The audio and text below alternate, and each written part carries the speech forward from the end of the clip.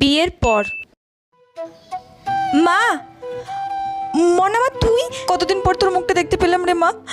তুই তো বিয়ের পর থেকে তেমন আসিসও না। সবই তো জানো মা, তোমার জামাই কাজ কামের চাপে তেমন ছুটি পায় না, আর আমারও সংসার কাজের চাপে তেমন আশা হয়ে ওঠে না। মা শোনো না, আমি কিন্তু বেশিক্ষণ থাকবো না, দেখা করে চলে যাব। মনে শোন মা, আমি কিন্তু রান্না করেছি, দুটো খেয়ে তারপর যাবি। আচ্ছা ঠিক আছে মা, আমি এক্ষুনি ভাত বাড়ছি।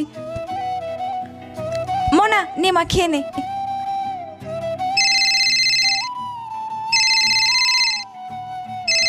আরে মনা, মুখের ভাত ফেলে রাখতে নেই, আগে ভাতটা খেয়ে নে, তারপরে ফোন ধর। হ্যালো, বলি বৌমা, বাড়ির কাজকর্ম ফেলে সব কোথায় গিয়ে বসে আছো বাজারের নাম করে গিয়ে?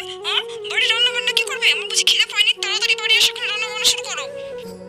মা আমি আজকের খেতে পারবো না, আমি আজ আসি বুঝলে, আবার অন্য একদিন এসে খেয়ে যাবো। কিন্তু মনে কি হলো বলে তো যাবি? কি হলো কি জানি, মেয়েটা তো মুখের ভাত করে ফেলে দিয়ে তাড়াতাড়ি করে চলে গেল উটোপাটা করে। টুক্কা টুক্কা।